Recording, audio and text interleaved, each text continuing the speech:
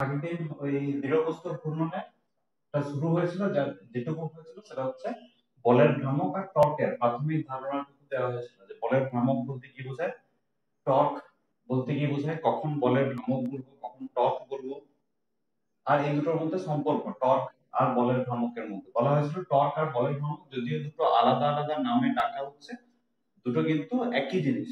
ঠিক আছে, দুটো আলাদা আলাদা ক্ষেত্রে আলাদা আলাদা নামে ডাকা হয়, কিন্তু জিনিস দুটো একই। বলের ভ্রামক বলতে কি বোঝায়, বলের ভ্রামক সচরাচর বদ্ধ বস্তুর ক্ষেত্রে বলের ভ্রামক হিসাবে ডাকা হয়। এটা হচ্ছে ঘূর্ণন গতি সৃষ্টির একটা কারণ। বলের ভ্রামকের গাণিতিক ফর্মুলা যেটা ছিল সেটা হচ্ছে প্রযুক্ত বল ইনটু ঘূর্ণন কেন্দ্র থেকে যেটা লম্ব দূরত্ব প্রযুক্ত বলে সেই দূরত্ব। আর টর্কের ক্ষেত্রে দেখেছিলাম দ্বন্দ্ব বল বলে একটা জিনিস ছিল, সমান বিপরীতমুখী বল, ক্রিয়া রেখাটা আলাদা, এরকম বলকে দ্বন্দ্ব বল বলা হয়। এরকম দ্বন্দ্ব বলের যে কোনো একটা বল আর ওই বল দুটোর মধ্যে লম্ব যে দূরত্বটা থাকবে সেই দুটোর গুণফলটা হচ্ছে টর্ক। আর লাস্ট যেটা হয়েছিল সেটা হচ্ছে টর্ক সমান হচ্ছে প্রতিটি বলের ভ্রামকের যোগফল, ভ্রামকগুলো যোগ করলে টর্ক পাওয়া যাবে। এতদূর পর্যন্ত হয়েছিল, ঠিক আছে। এখন নেক্সট একটু অ্যাপ্লিকেশনের দিকে আসে। এই লাস্ট যেটা পড়া হয়েছিল সেটা টর্ক সমান প্রতিটি বলের ভ্রামকের যোগফল।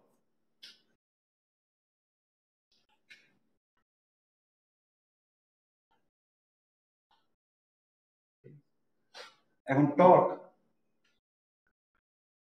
টর্ক আর বলের ভ্রামক এই দুটোই হচ্ছে ভেক্টর রাশি, ঠিক আছে।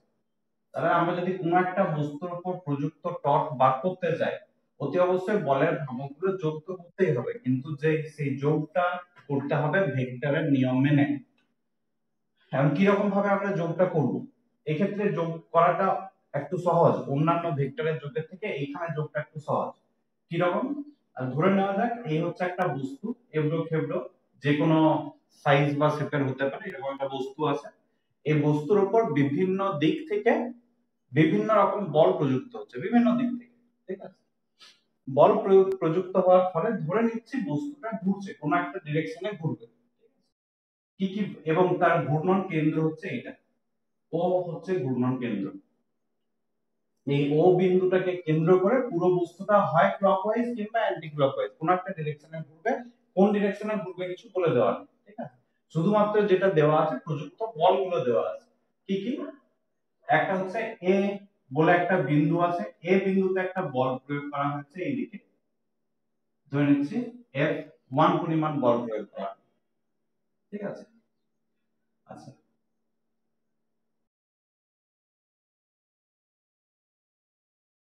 এইখানে একটা বিন্দু আছে বি, বিন্দুতে একটা বল প্রয়োগ করেছি এইদিকে,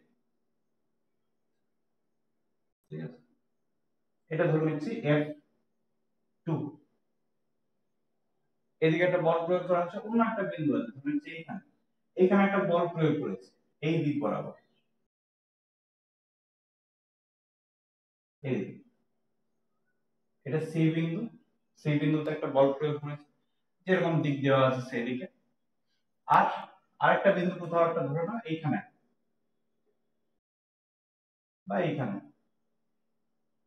একটা ডি বিন্দু, ডি বিন্দুতে বল প্রয়োগ করা হয়েছে অন্য কোনো একটা দিকে, ধরে নিচ্ছি এই দিকে বল প্রয়োগ করা হয়েছে, আরবিটারি যে কোনো দিকে আসতে পারে, ঠিক আছে। আচ্ছা F2, এই বলটা হচ্ছে F3, এই বলটা হচ্ছে F4। তোমাকে বললো যে এই বস্তুটার উপর মোট ক্রিয়াশীল টর্কের মান নির্ণয় করো, এই চারখানা বল প্রযুক্ত হয়েছে, মোট ক্রিয়াশীল টর্কের মান নির্ণয় করতে হবে, ঠিক আছে। এখন টর্কের মান যদি নির্ণয় করতে হয় আমাদের একটাই ফর্মুলা আছে, যে টর্ক সমান হচ্ছে প্রতিটি বলের ভ্রামকের যোগফল, ঠিক আছে।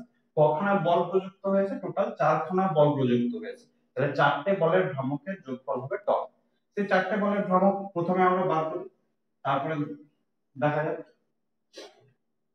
প্রথমে F1 বলের ভ্রামক সমান, F1 বলের ভ্রামকটাকে যদি G1 হিসাবে ধরে নিই, G1 সমান কি হবে, বলের ফর্মুলা অনুসারে যে পরিমাণ বল প্রযুক্ত হচ্ছে সেই বলটা ইনটু কেন্দ্র থেকে লম্ব দূরত্ব, কেন্দ্র থেকে লম্ব দূরত্বটা যখন প্রবলেম অঙ্ক করবে তখন দেওয়া থাকবে। আপাতত আমরা ধরে নিচ্ছি কেন্দ্র এটা, লম্ব দূরত্ব এইটি, ঠিক আছে, এটা লম্ব দূরত্ব, এটা ধরে নাও r1, তাহলে f1 ইনটু r1, এটা হচ্ছে f1 বলের ভ্রামক। একই রকম ভাবে যদি f2 বলের ভ্রামকটা আমরা নির্ণয় করতে চাই, f2 বলের ভ্রামক সমান g2 সমান, দেখো g2 সমান কত হবে, ফর্মুলা অনুসারে প্রযুক্ত বল হচ্ছে f2 ইনটু কেন্দ্র থেকে লম্ব দূরত্ব, কেন্দ্র থেকে লম্ব দূরত্ব। এখন যেমন ভাবে ছবিটা যেরকম ভাবে আঁকা হয়েছে, তাতে এই f2 বলটার কেন্দ্র থেকে কোনো লম্ব দূরত্ব নেই। লম্ব দূরত্ব থাকা মানে কি, এইটা দেখো কেন্দ্র থেকে যদি একটা ডট ডট লাইন দিয়ে যোগ করে দিই f2 বলটাকে, ওই লাইন বরাবরই f2 বলটা কাজ করছে একই সরলরেখা বরাবর। সুতরাং এই ক্ষেত্রে লম্ব দূরত্ব বলে কিছু নেই। লম্ব দূরত্ব কখন হবে, ধরে নাও এইটা হচ্ছে একটা বিন্দু, প্রযুক্ত বলটা এইদিকে কাজ করছে, এইখানে প্রযুক্ত বলটা ধরে নিচ্ছে এইদিকে কাজ করছে এরকম। তাহলে এই বিন্দু থেকে এটা লম্ব দূরত্ব কত, লম্ব দূরত্ব মানে কিন্তু এইটা আর এইটার সংযোগ, এই বিন্দুর সংযোজক সরল রেখাটা লম্ব দূরত্ব নয়। লম্ব দূরত্ব বলতে কিভাবে তাহলে বার করব, না এইটাকে কল্পনা করে বাড়িয়ে নিতে হবে, যেদিকে প্রয়োজন সেই দিকে কল্পনা করে বাড়িয়ে নিতে হবে, ঠিক আছে। তাহলে এটা হচ্ছে বলের ক্রিয়া রেখা, এই বলের ক্রিয়া রেখার উপর তোমাকে লম্ব টানতে হবে কেন্দ্র থেকে।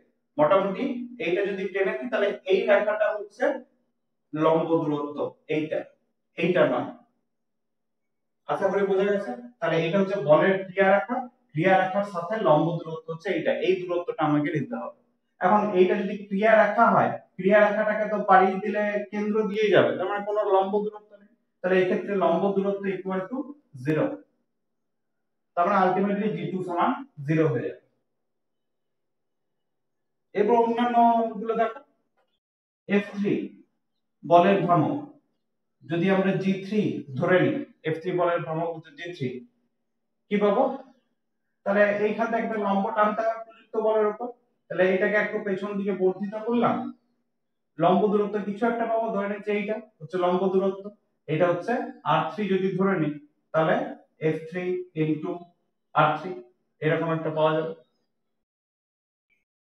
f4 বলের ভ্রামক, f4 বলের ভ্রামক যদি g4 হিসেবেও ধরে নিই, g4 সমান কি হবে, আবার ও বিন্দু থেকে লম্ব দূরত্ব দেখতে হবে, ধরে নিচ্ছি এইটাই লম্ব দূরত্ব, ঠিক আছে। যদি r4 ধরে নিই তাহলে f4 ইনটু r4, এই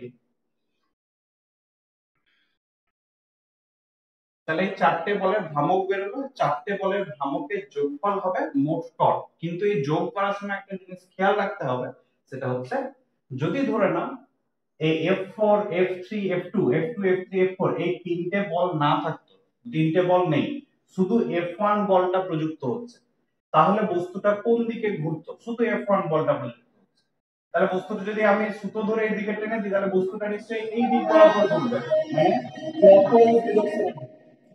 F1 শুধুমাত্র F1 বলটা যদি প্রয়োগ করি, তাহলে F1 বলের প্রভাবে ঘূর্ণনটা হবে ক্লকওয়াইজ। আর ক্লকওয়াইজ যদি রোটেশন হয় তাহলে বলের ভ্রামকটাকে আমরা নেগেটিভ ধরি। তাহলে F1 বলের ভ্রামক G1 যেটা আমরা বার করেছি, সেটা অ্যাকচুয়ালি হচ্ছে একটা নেগেটিভ কোয়ান্টিটি। যেহেতু F1 বলের প্রভাবে ঘূর্ণনটা ক্লকওয়াইজ হবে, তাই এই টার্মটাকে আমাকে নেগেটিভ ধরতে হবে। F2 বলের যেটা ভ্রামক, F2 বলের ভ্রামক তো 0, এটা পজিটিভ নেগেটিভের কোনো ব্যাপার নেই। F3 বলের ভ্রামকটা F3, F3 এই ডিরেকশনে প্রযুক্ত হয়েছে, ঠিক আছে। একটু কল্পনা করে দেখো যদি F1 F2 আর F4 না থাকতো, শুধুমাত্র F3 টা প্রযুক্ত হচ্ছে, তাহলে কোন দিকে ঘুরতো বস্তুটা, যেহেতু এই ডিরেকশনে বলটা প্রযুক্ত হচ্ছে, তাহলে নিশ্চয়ই বস্তুটা এরকম ভাবে ঘুরতো অ্যান্টি ক্লকওয়াইজ ডিরেকশন। তাহলে F3 বলটার প্রভাবে, এটাকে F3 বলের প্রভাবে ঘূর্ণনটা হবে অ্যান্টি ক্লকওয়াইজ। আর অ্যান্টি ক্লকওয়াইজ যদি রোটেশন হয় তাহলে বলের ভ্রামকটাকে আমরা পজিটিভ ধরি, তাহলে এইটা হবে পজিটিভ।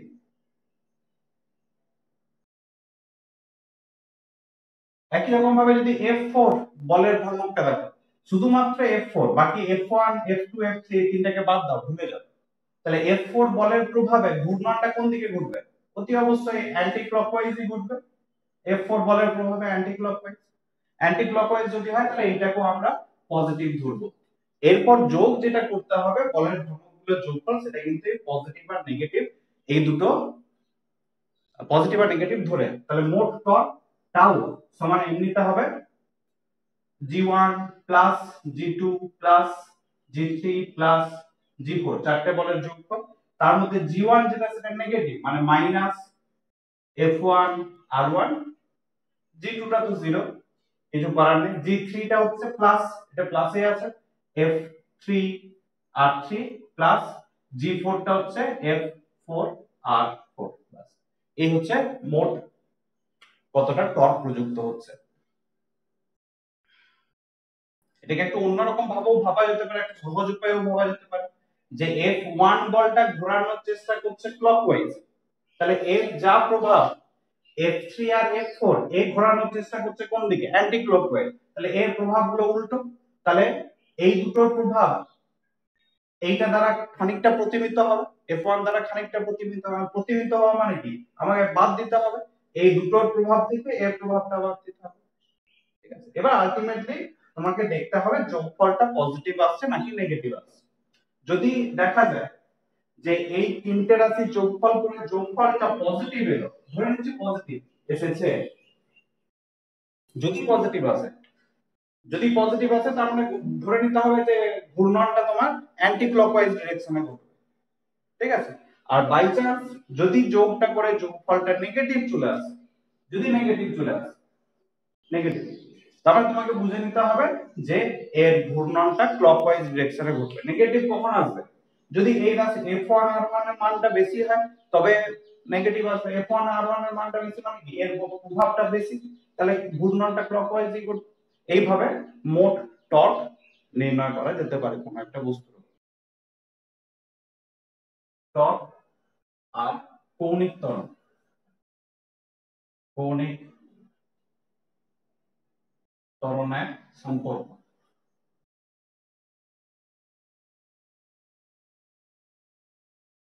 টর্ক আর কৌণিক ত্বরণের মধ্যে সম্পর্ক,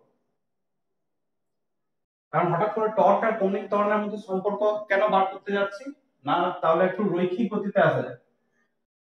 ধরে নাও কোনো একটা বস্তু আছে, এই বস্তুটা চাইছি রৈখিক গতি সৃষ্টি হোক, আগের দিন যেমন ভাবে বলা হয়েছিল রৈখিক গতি সৃষ্টি করতে চাইলে কি করতে হবে না বাইরে থেকে এর উপর একটা বল প্রয়োগ করতে হবে। যদি বাইরে থেকে বল প্রয়োগ করি এর মধ্যে একটা রৈখিক গতির সৃষ্টি হবে। গতির প্রকৃতিটা কি হবে, গতির প্রকৃতিটা অতি অবশ্যই হবে ত্বরণ সহগতি, বস্তুটা ত্বরণ নিয়ে সামনের দিকে গতিশীল থাকবে। যে কোনো বস্তুর উপর বাইরে থেকে বল প্রয়োগ করা হোক, বস্তুর উপর ত্বরণ কিংবা মন্দন কিছু একটা সৃষ্টি হবে, কিন্তু এই যে ত্বরণ বা মন্দনটা সৃষ্টি হয়েছে এটা অতি অবশ্যই রৈখিক ত্বরণ বা রৈখিক মন্দনের সৃষ্টি হবে। এখন যদি কোনো একটা বস্তুর মধ্যে আমরা বৃত্তীয় গতি সৃষ্টি করতে চাই, এই একটা বস্তু আছে এর মধ্যে আমরা বৃত্তীয় গতি সৃষ্টি করতে চাইছি, ঠিক আছে, বৃত্তীয় গতি সৃষ্টি করতে চাইলে কি প্রয়োগ করতে হবে, হয় টর্ক প্রয়োগ করতে হবে কিংবা বলের ভ্রামক, দুটো একই জাতীয় আছে, টর্ক কিংবা বলের ভ্রামক প্রয়োগ করতে হবে। ধরেছি এই ডিরেকশনে একটা বল প্রয়োগ করেছি F, ঠিক আছে, সাইডে, তাহলে বস্তুটা কোন একটা দিকে ঘুরবে, ধরে নিচ্ছি এই দিকে ঘুরবে, ঠিক আছে, ঘূর্ণন কেন্দ্র কোন একটা জায়গায় আছে, এখানে ঘূর্ণন কেন্দ্র আছে, এই ডিরেকশনে ঘুরবে। এখন এই যে টর্ক আর প্রযুক্ত বল আগের দিনই বলা হয়েছিল এই দুটো সমজাতীয় রাশি। কি কারণে সমজাতীয় রাশি না রৈখিক গতির ক্ষেত্রে প্রযুক্ত বলের যা প্রভাব বৃত্তীয় গতির ক্ষেত্রে টর্কের প্রভাবটা একই। প্রযুক্ত বল রৈখিক গতি সৃষ্টি করে, টর্ক বৃত্তীয় গতি সৃষ্টি করে। আবার আরেকটু ভেতরে যদি যায়, প্রযুক্ত বল কি করে রৈখিক গতির ক্ষেত্রে রৈখিক ত্বরণের সৃষ্টি করে। তাহলে একই রকম ভাবে টর্ক কি সৃষ্টি করতে পারে, টর্ক যেহেতু বৃত্তীয় গতি সৃষ্টির কারণ, যদি কোনো একটা বস্তুতে টর্ক প্রয়োগ করা হয় তার মানে এর অতি অবশ্যই একটা কৌণিক ত্বরণের সৃষ্টি হবে। কারণ বাইরে থেকে যদি কোনো একটা বস্তুর উপর বল প্রয়োগ করা হয়, টর্ক প্রয়োগ করা হয়, তাহলে তার মধ্যে একটা কৌণিক ত্বরণের সৃষ্টি হবে। তাহলে নিশ্চয়ই টর্কের সাথে কৌণিক ত্বরণের একটা সম্পর্ক পাবো, কারণ বলের সাথে রৈখিক ত্বরণের একটা সম্পর্ক পেয়েছিলাম। কি ধরনের সম্পর্ক, F সমান হয় m * a, বল সমান ভর গুণিত রৈখিক ত্বরণ, তাহলে নিশ্চয়ই টর্ক এর সাথে কৌণিক ত্বরণেরও নিশ্চয়ই একটা সম্পর্ক পাওয়া যাবে, যেহেতু টর্কের প্রভাবে কৌণিক ত্বরণের সৃষ্টি হচ্ছে, সেই সম্পর্কটা কি সেটা আমরা দেখব।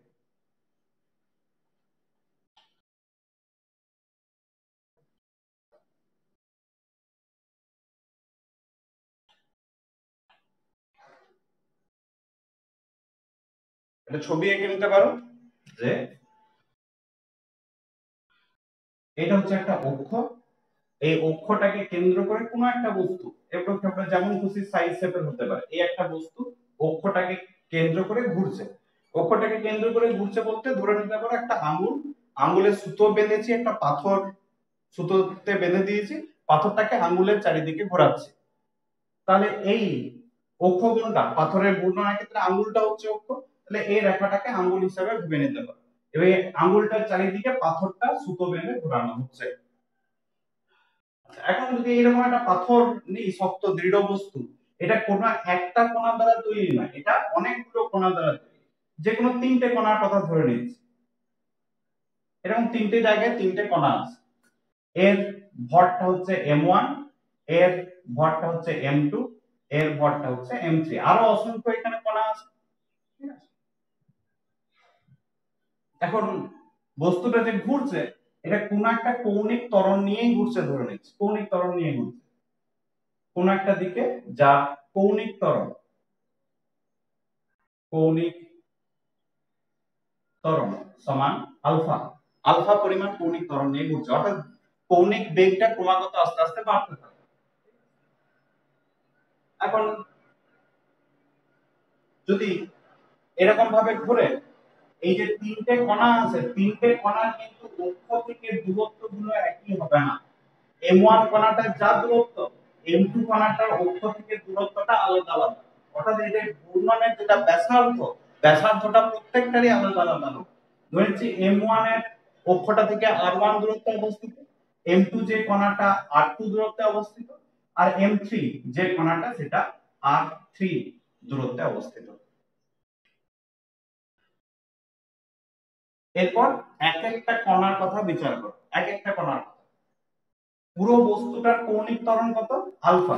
তার মানে এম আলফা কৌণিক ত্বরণ নিয়ে যেহেতু পুরো বস্তুটা ঘুরছে, m1 m2 m3 প্রত্যেকটারই কৌণিক ত্বরণ আলফাই হবে। তাহলে প্রতিটি কণা কৌণিক ত্বরণ সমান আলফা। প্রত্যেকটা কণার কৌণিক ত্বরণ একই হলেও প্রত্যেকটা কণার রৈখিক ত্বরণ আলাদা আলাদা হবে। কেন রৈখিক ত্বরণ আলাদা আলাদা হবে? কারণ আমরা রৈখিক ত্বরণের এরকম একটা ফর্মুলা জানি, রৈখিক ত্বরণ এ সমান কি হয়, আলফা ইনটু আর, এই ধরনের একটা ফর্মুলা হয়। এখন আর এই যে দূরত্বটা, এটা তো প্রত্যেকটার ক্ষেত্রে আলাদা আলাদা। m1 কণাটা যদি ধরি, তাহলে কেন্দ্র থেকে দূরত্ব r1 কম, তাহলে r1 এর মান যদি কম হয় তাহলে a এর মানও কম হবে।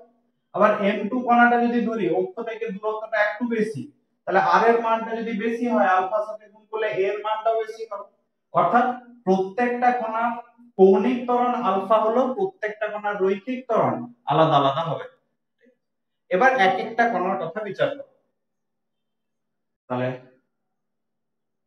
রৈখিক প্রতিটি কণার কৌণিক ত্বরণ আলফা, আর রৈখিক ত্বরণ প্রত্যেকটা কণার কিন্তু ভিন্ন ভিন্ন হবে, ভিন্ন ভিন্ন। কারণ কারণ এইটা আমরা জানি a সমান আলফা ইনটু আর, এই ধরনের সমীকরণ মেনে চলে। কারণ যে কোনো একটা কণার কথা বিচার করো, m1 ধরে কণার গতি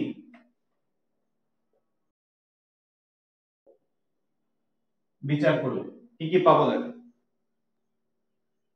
শুধুমাত্র এই কণাটার গতি বিচার করো, তাহলে এর কৌণিক ত্বরণ কত?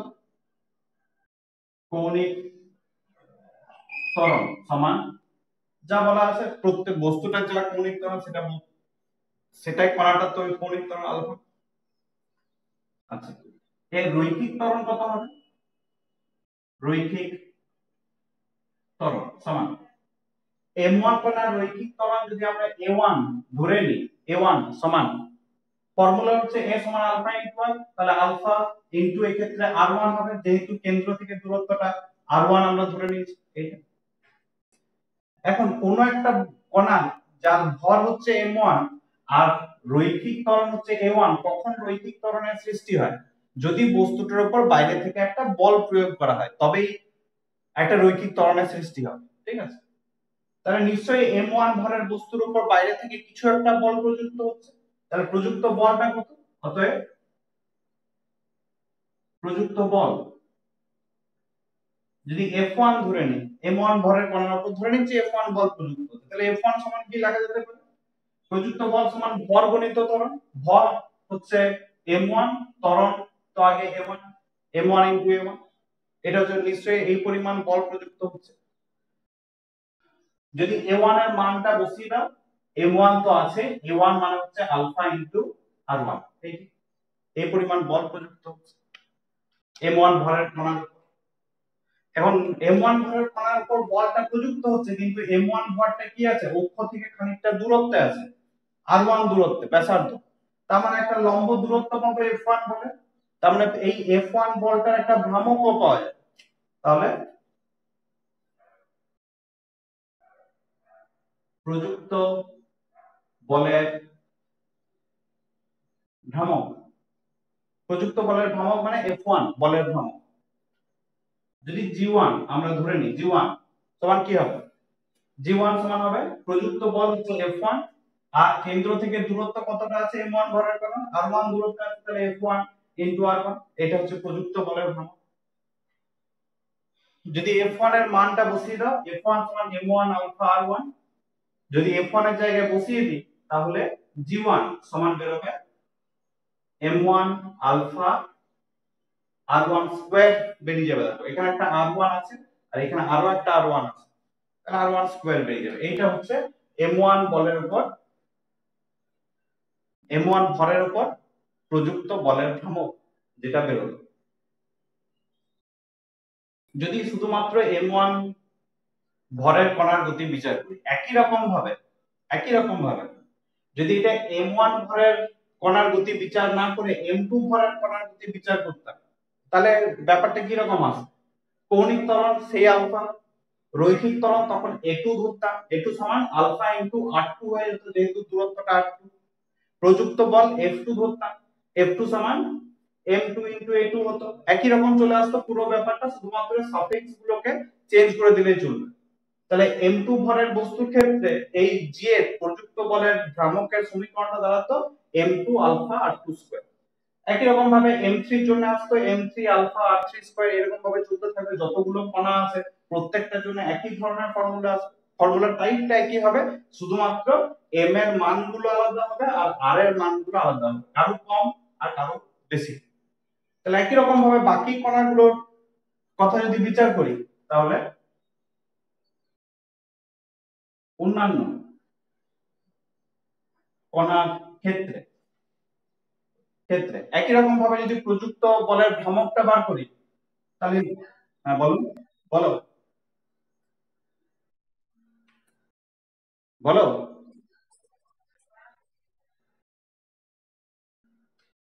f1 কত বেরিয়েছে? f1 বেরিয়েছে m1 আলফা r1। এই f1 এর জায়গায় যদি বসাই m1 আলফা r1, আরো একটা r1 আছে, তাহলে r1 টা কি হয়ে যাবে? হ্যাঁ একটু দেখো ক্যালকুলেশন গুলো কি হচ্ছে। আচ্ছা g2 একই রকম ভাবে যদি m2 কণার ক্ষেত্রে বার করি, তাহলে g2 এর ফর্মুলাটা আসবে m2 alpha r2 square. g3 নম্বর m3 ভরের কণাটার ক্ষেত্রে সেটা আসবে m3 আলফা r3 তার স্কয়ার। এরকম ভাবে চলতে থাকবে। যদি n সংখ্যক কণা থাকে তাহলে আলটিমেটলি g সাফিক্স দিয়ে n মানে n তম কণার ক্ষেত্রে, তাহলে m সাফিক্স দিয়ে n আলফা rn তার স্কয়ার, এরকম ভাবে চলতে থাকবে পুরো। যতগুলো কণা থাকবে প্রত্যেকটা কণার ক্ষেত্রে যদি আলাদা আলাদা ভাবে বার করা হয়, তাহলে g1 g2 g3 ফর্মুলা গুলো এই টাইপের বেরোবে। এখন আমাদের কাজ কি? হেডিংটা ছিল টর্কের সাথে কৌণিক ত্বরণ আলফা সম্পর্ক নির্ণয় করো। এখন টর্কই বেরোনি, বলের ভ্রামক গুলো বেরিয়েছে যে প্রত্যেকটা কণার উপর বলের ভ্রামক কত। আমরা টর্ক বার করতে চাইছি। টর্ক সমান কি, বলের ভ্রামক গুলো যোগফল। তাহলে যতগুলো বলের ভ্রামক বেরিয়েছে প্রত্যেকটা যোগ করো, তাহলে টর্ক বেরোবে। তাহলে অতএব অতএব টর্ক যদি টাউ হিসাবে ধরে নিই, টাউ সমান বলের ভ্রামক গুলো যোগ করে জি1 প্লাস জি2 প্লাস জি3 প্লাস ডট ডট ডট করে আলটিমেটলি যদি n সংখ্যক কণা থাকে তাহলে gn পর্যন্ত প্রত্যেকটা ভ্রামকের যোগফল। প্রত্যেকটা ভ্রামক যদি যোগ করি জি1 জি2 জি3, দেখো একটা জিনিস কমন চলে যাবে, সেটা হচ্ছে এই আলফাটা কমন চলে যাবে। তাহলে টাউ সমান, যদি আলফাটাকে কমন নিয়ে নি আলফা, তাহলে ব্র্যাকেটের ভেতরে পড়ে থাকবে জি1, এটা হচ্ছে জি1 এর এক্সপ্রেশন, আলফাটাকে কমন নিলে পড়ে থাকবে m1 r1 স্কয়ার, জি2 থেকে যদি আলফাটাকে কমন নিয়ে নি তাহলে পড়ে থাকবে m2 r2 স্কয়ার প্লাস জি3 এর জন্য পড়ে থাকবে m3 r3 square plus dot dot dot করে চলতে থাকবে যতগুলো কণা আছে প্রত্যেকটা কণার জন্য।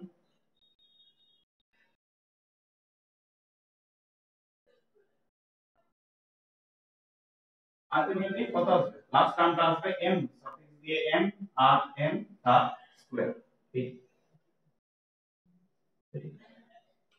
এটাকে একটু ছোট্ট আকারেও লেখা যায় সামেশন চিহ্ন দিয়ে। আশা করি অঙ্কতে সামেশন চিহ্ন হয়েছে। আচ্ছা, এই টাউটাকে এরকম ভাবে লেখা যায়, টাউ সমান আলফা ইনটু এই যে পুরো থার্ড ব্র্যাকেটের মধ্যে যে টার্মটা আছে, থার্ড ব্র্যাকেটের টার্মটাকে এরকম ভাবে লেখা যায়, এই সামেশন সামেশন মানে যোগ, যোগফল কার না mi ri তার স্কয়ার। প্রত্যেকটা টার্ম দেখো m1 r1 square m2 r2 square, তাহলে ইন জেনারেল যদি লিখি তাহলে mi ri স্কয়ার, যেখানে i টা কি, i টা হতে পারে 1 থেকে আপ টু n পর্যন্ত। এই পুরোটার মানে হচ্ছে এই থার্ড ব্র্যাকেটের মধ্যে যেটা লেখা আছে সেইটা, এইটাকে সামেশন চিহ্ন বলা হয়। সামেশন চিহ্ন যদি থাকে করার নিয়মটা হচ্ছে i এর জায়গায় প্রথমে 1 বসাবো, m1 r1 হবে, যুক্ত i এর জায়গায় তারপর 2 বসাবো, m2 r2 স্কয়ার হবে, যুক্ত r এর জায়গায় 3 বসাবো, 4 বসাবো, 5 বসাবো, এরকম ভাবে যোগ করে করে যেতে হবে। এই হচ্ছে সামেশন চিহ্নের মিনিং। তাহলে টাউ এর সাথে মানে টর্কের সাথে কৌণিক ত্বরণ আলফার এইরকম একটা সম্পর্ক বেরোলো। এইটা হচ্ছে তোমার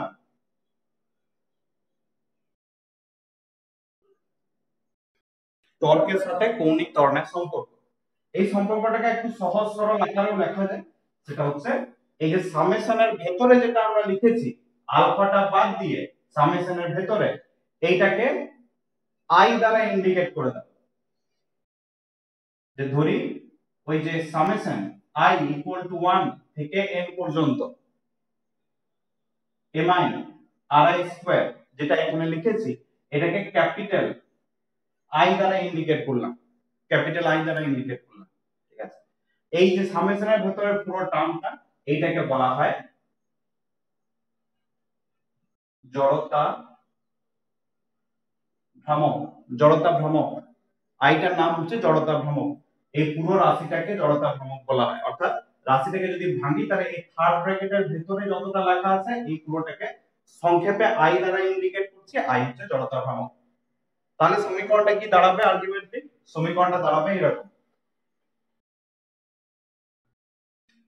টর্ক টাউ সমান সামেশনের ভেতরের টার্ম যেটা সেটা হচ্ছে আই ইনটু আলফা।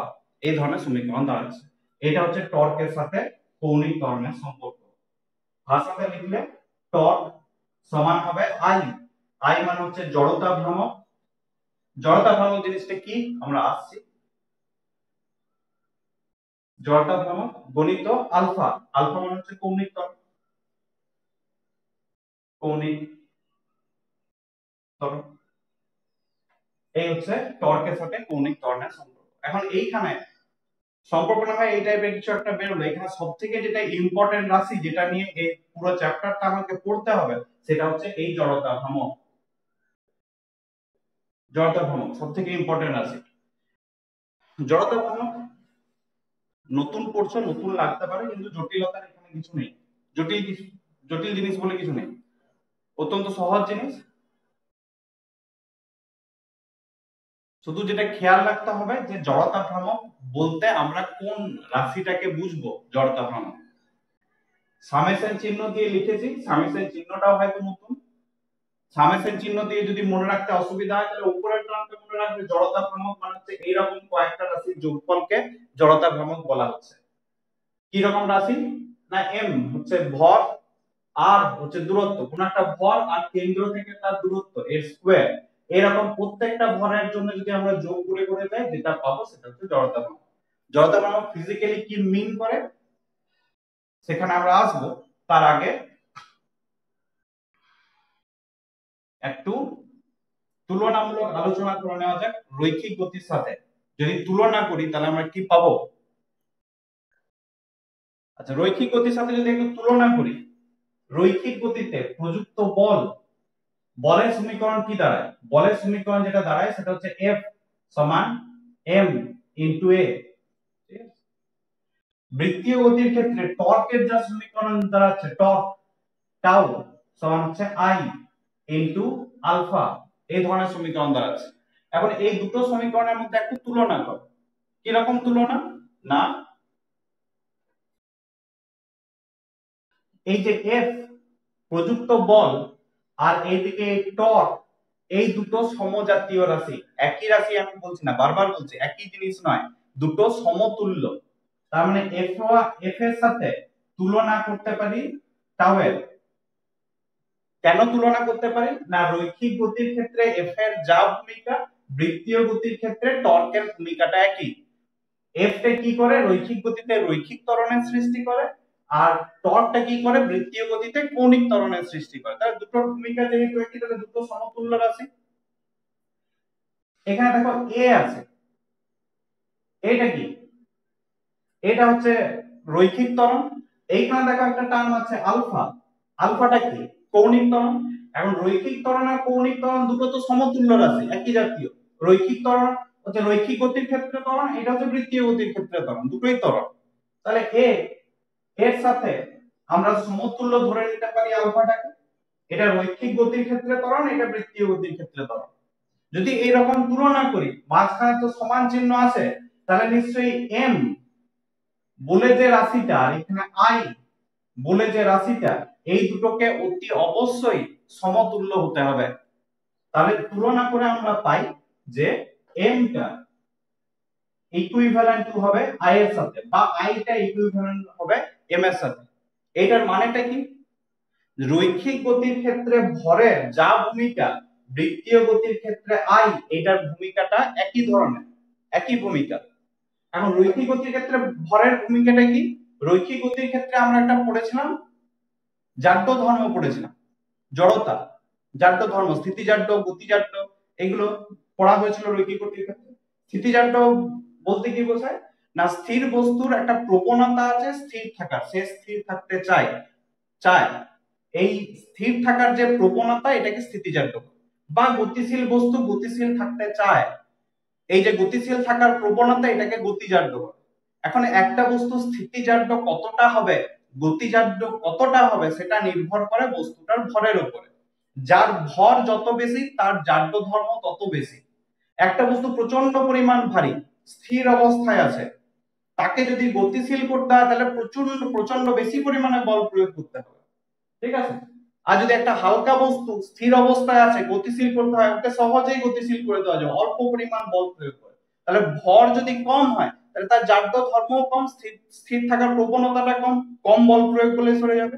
আর যার ভর বেশি, অনেক বড় একটা বস্তু, ভারী বস্তু, তার জাড্য ধর্ম বেশি, কারণ তাকে বল গতিশীল করতে গেলে অনেক কষ্ট করতে হবে, প্রচুর পরিমাণে বল প্রয়োগ করতে হবে।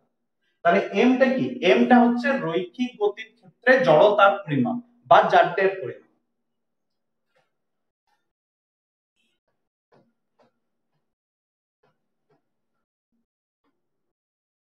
তাহলে এম, এম হচ্ছে রৈখিক গতিতে জড়তা, বা জাড্ডের পরিমাপ, জড়তা বা জাড্ডের পরিমাপ এমটা। তাহলে এমটা যদি রৈখিক গতির ক্ষেত্রে জড়তা বা জাড্ডের পরিমাপ হয়, তাহলে আইটা অতি অবশ্যই বৃত্তীয় গতির ক্ষেত্রে জড়তা বা জাড্ডের পরিমাপ হবে। আই সমান হবে বৃত্তীয় গতিতে বা ঘূর্ণন গতিতে জড়তা বা জাড্ডের পরিমাপ। তাই আইটার নাম হচ্ছে, যেহেতু জড়তা বা জাড্ডের পরিমাপ, তাই এর নাম হচ্ছে জড়তা ভ্রামক। জড়তা ভ্রামক।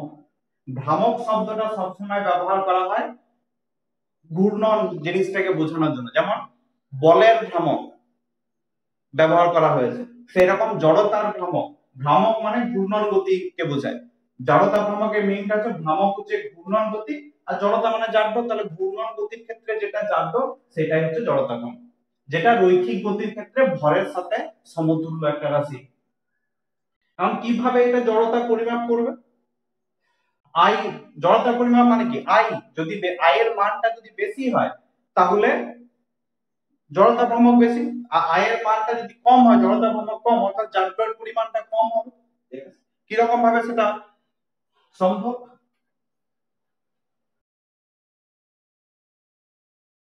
না, আই এর যেটা ফর্মুলা আমরা পেয়েছি, আই সমান হবে সামেশন ওভার এমআই আর আই তার স্কয়ার। আই হচ্ছে 1 থেকে n পর্যন্ত, যদি n সংখ্যক কণা থাকে তবে এরকম রাশিগুলো যোগফল হচ্ছে আই। আচ্ছা, এখন আই এর মানটা যদি বেশি হয়, তার মানে আমরা বলতে পারবো এর জাড্য ধর্ম, জাড্য জাড্য ধর্ম বেশি। আর আই এর মানটা যদি কম হয়, তার মানে আমরা বলতে পারবো এর জাড্য ধর্মটা কম হবে। জাড্য ধর্মটা কম মানে কি, সহজেই ঘূর্ণন ঘটানো যাবে, যেহেতু ঘূর্ণন গতি বিচার করছি। আই কম মানে জাড্য কম, মানে সহজেই ঘোরানো যাবে। আই এর মানটা বেশি মানে জাড্য ধর্ম বেশি, অর্থাৎ ওকে ঘোরাতে গেলে অনেক বেশি কষ্ট করতে হবে। ঠিক আছে, এখন এই ফর্মুলাটা দেখে বলো যে আই এর মানটা কখন বেশি হবে। এখন একটা মাত্র কণা ধরে না, তাহলে একটু বুঝতে সুবিধা হবে। এই summation over m1 r1 square m2 r2 square এটাকে যদি ভাঙি, তাহলে i সমান তো অরিজিনাল ফর্মুলাটা এরকম ছিল, m1 r1 square plus m2 r2 square plus dot dot dot আরো অনেকগুলো টার্ম ছিল। কেন এই টার্মগুলো এসেছিল? না, অনেকগুলো কণা ছিল, m1 ভরের একটা কণা, m2 ভরের একটা কণা, m3 ভরের একটা কণা, এরকম অনেকগুলো কণা ছিল। এখন যদি আমরা ধরে নিই অতগুলো কণা নেই, একটাই মাত্র কণা আছে যার ভর হচ্ছে m1, তাহলে বাকি টার্মগুলো থাকবে না। একটা মাত্র কণার ক্ষেত্রে ফর্মুলাটা হবে m1 r1 স্কয়ার, কারণ দ্বিতীয় কোনো কণাই নেই, তাহলে প্লাস দিয়ে যোগ করার কিছু নেই। এবারে এই একটা মাত্র কণা ধরে নাও, এটা হচ্ছে একটি কণার ক্ষেত্রে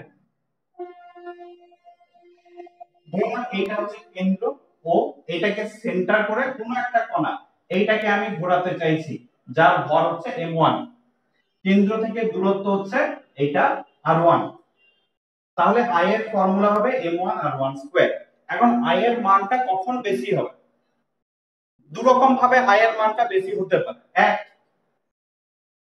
m1 এর মানটা যদি অনেক বেশি হয়, m1 এর মানটা যদি বেশি হয়, ভরটা যদি বাড়ে, তাহলে i এর মানটা বেশি হবে। আর আরো একটা কারণে বেশি হতে পারে, সেটা হচ্ছে r1 এর মানটা যদি বেশি হয়, ব্যাসার্ধটা যদি অনেক বেশি হয়, তবে r1 এর মানটা বেশি হবে, আর r1 এর মানটা বেশি হলে i1 এর মানটা বেশি হবে। আই বেশি হলে জাড্য বেশি হবে, মানে ঘোরাতে কষ্টকর হবে। কেন কষ্টকর হবে এইটা প্রথমে বুঝো, যে ভর বেশি হলে কি ঘটনা ঘটবে। একটা ছোট্ট পাথর আছে, ছোট্ট পাথরটাকে তুমি সুতো বেঁধে ঘোরাবে, এবার সিচুয়েশনটা কল্পনা করো যে তোমাকে কতটা কষ্ট করতে হবে। এবার ওই ছোট্ট পাথরটার জায়গায় একটা বিশাল বড় পাথর দেওয়া হলো, সুতো দিয়ে দেওয়া হলো, বলা হলো এইবার তুমি ঘোরাও এটাকে, পাথরটাকে, ঘোরানো যাবে? হয়তো যাবে, কিন্তু অনেক বেশি কষ্টকর হবে। তাহলে m এর মানটা যদি বেশি হয় তাহলে i বেশি হবে, মানে জাড্য ধর্ম বেশি হবে এবং ঘোরাতে বেশি কষ্ট করতে হবে। একই রকম ভাবে যদি r এর মানটা বেশি হয়, ধরুন মোটামুটি সাইজের একটা পাথর তোমাকে দেওয়া হয়েছে, ঠিক আছে, এবং খানিকটা 1 ফুট, ধরো 1 হাত লম্বা একটা সুতো দেওয়া হয়েছে, 1 হাত লম্বা সুতো দেওয়া হলো, বলে যে এই সুতোটা দিয়ে তুমি পাথরটাকে বাঁধো আর ঘোরাও, ঠিক আছে। তাহলে 1 ফুট লম্বা সুতো দিয়ে পাথরটাকে বাঁধলে এবং ঘোরালে এটা কোনো অসুবিধা হবে না। এবার ধরে নেওয়া হলো যে তোমাকে 1 ফুট নয় 1 কিলোমিটার লম্বা একটা সুতো দেওয়া হয়েছে, বলা যে এই সুতোটাতে তুমি পাথরটা বাঁধো আর ঘোরাও এই 1 কিলোমিটার লম্বা সুতো দিয়ে, তাহলে ঘোরানো যাবে কি যাবে না একটু কল্পনা করে দেখবে। 1 কিলোমিটার লম্বা সুতো মানে কি, আর এই ব্যাসার্ধের মানটা অনেক বেশি হয়ে যাবে। 1 কিলোমিটার লম্বা সুতো মানে পাথরটা অনেক দূরে আছে, এবার ওইটাকে যদি ঘোরাতে হয় বাস্তবিক ক্ষেত্রে সেটা অসম্ভব হয়ে যাবে। তার মানে আর এর মানটা বাড়লে কি হবে, আই বাড়বে, আই এর মান বেশি হলে জাড্য বেশি হবে এবং ঘোরানোটা অসম্ভব হয়ে যাবে, ঘোরানোটা অনেক বেশি কষ্টকর হয়ে যাবে।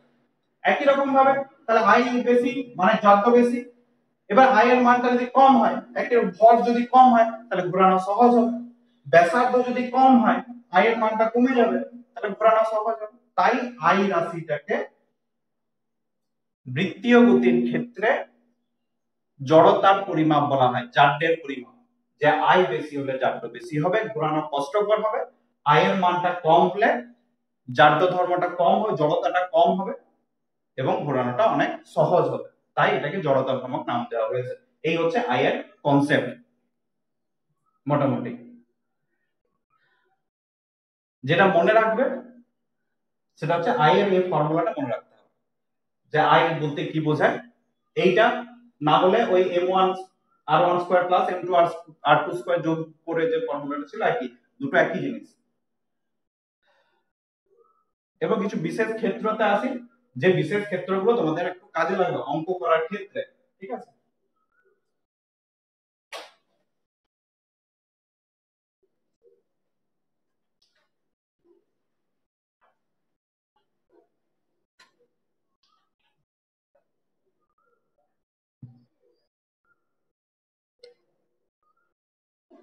সেটা হচ্ছে i সমান সামেশন ভাগ m1 r1 স্কয়ার i 1 থেকে n পর্যন্ত, যদি n সংখ্যক কণা থাকে তবে।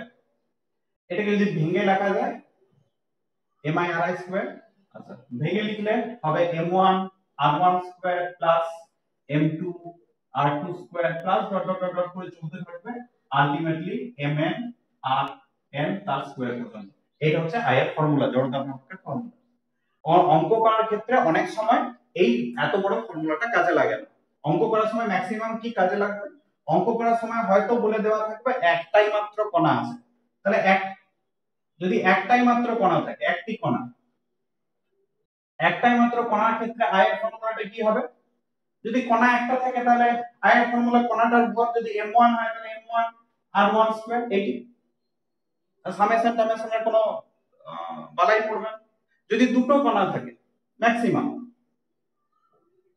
দুটো কণা, তাহলে দুটো কণার ক্ষেত্রে আই এর ফর্মুলাটা হবে একটা কণার জন্য m1 r1 স্কয়ার, দুটো কণার জন্য আরো একটা টার্ম যোগ হবে m2 r2 স্কয়ার, ঠিক আছে। ম্যাক্সিমাম এই দুটো ফর্মুলাই কাজে লাগবে অঙ্ক করার জন্য। একটা কণা দুটো কণা, যদি বাই চান্স তিনটে কণা থাকে তাহলে আরো একটা টার্ম যোগ হবে m3 r3 স্কয়ার, সেটা সমান আই হবে।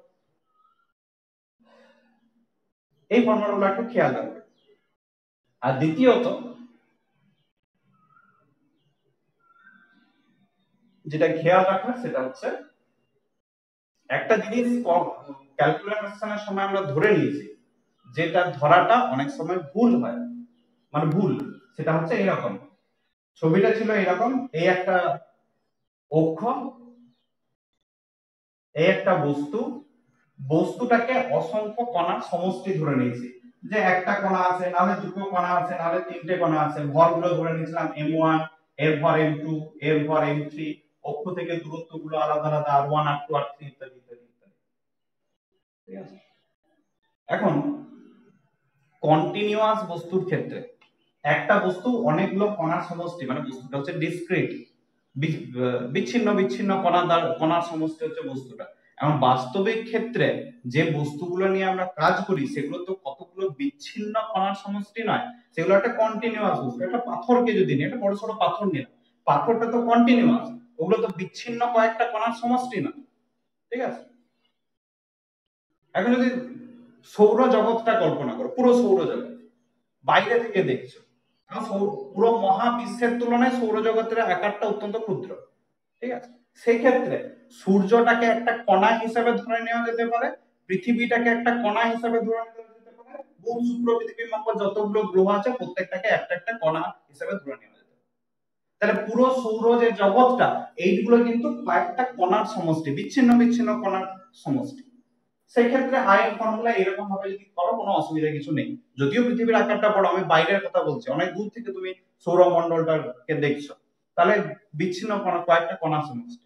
এমন একটা পৃথিবীর মধ্যে থেকে একটা বড় সড়ো পাথরকে দেখছি, পাথরটা তো ওইরকম কয়েকটা কিছু খানিক দূরত্বে অবস্থিত কিছু কণার সমষ্টি নয়, একটা কণার সাথে অন্য কণাটা সংস্পর্শে আছে এবং কন্টিনিউয়াস একটা জায়গা। তাহলে সেই সমস্ত ক্ষেত্রে আমরা এই M1 M2 M3 কতগুলো কণা, একটা যদি জিজ্ঞাসা করি একটা পাথরে কটা কণা আছে তুমি আমাকে গুণে পড়ে বলে দাও, তারপর এই ফর্মুলাটা আমি বসাবো এক একটা কণা ধরে, তাহলে সেটা বাস্তবিক ক্ষেত্রে অসম্ভব একটা ব্যাপার। একটা পাথরে কয়টা কণা আছে এটা গোনা যাবে? গোনা অসম্ভব, সম্ভব নয়।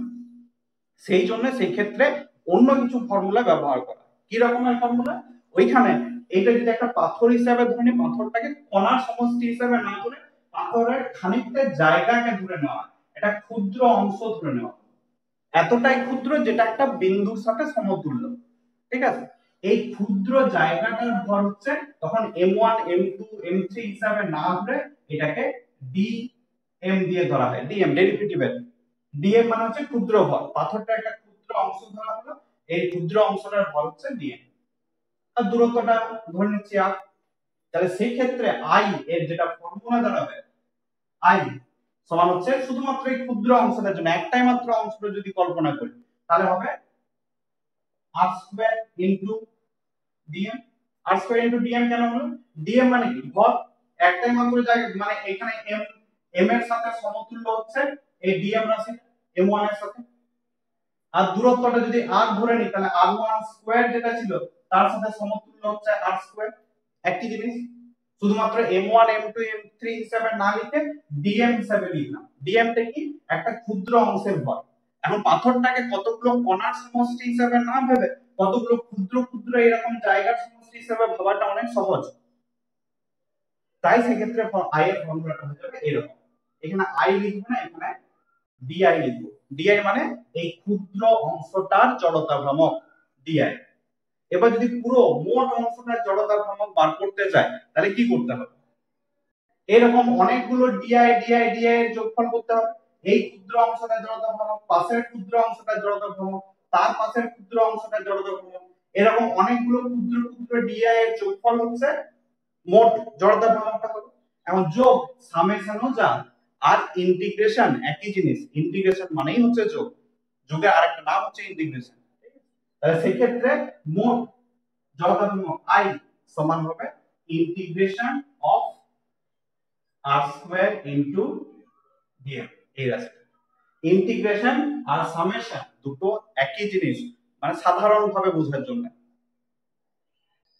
সামেশন মানেও যোগ, কিন্তু এই যোগটা হচ্ছে বিচ্ছিন্ন কতগুলো কণার ক্ষেত্রে যোগফলটা, আর ইন্টিগ্রেশন মানে কন্টিনিউয়াস বস্তুর ক্ষেত্রে যোগটাকে ইন্টিগ্রেশন বলে। আলটিমেটলি দুটোই যোগ, এইটাও যোগ এটাও যোগ। এরকম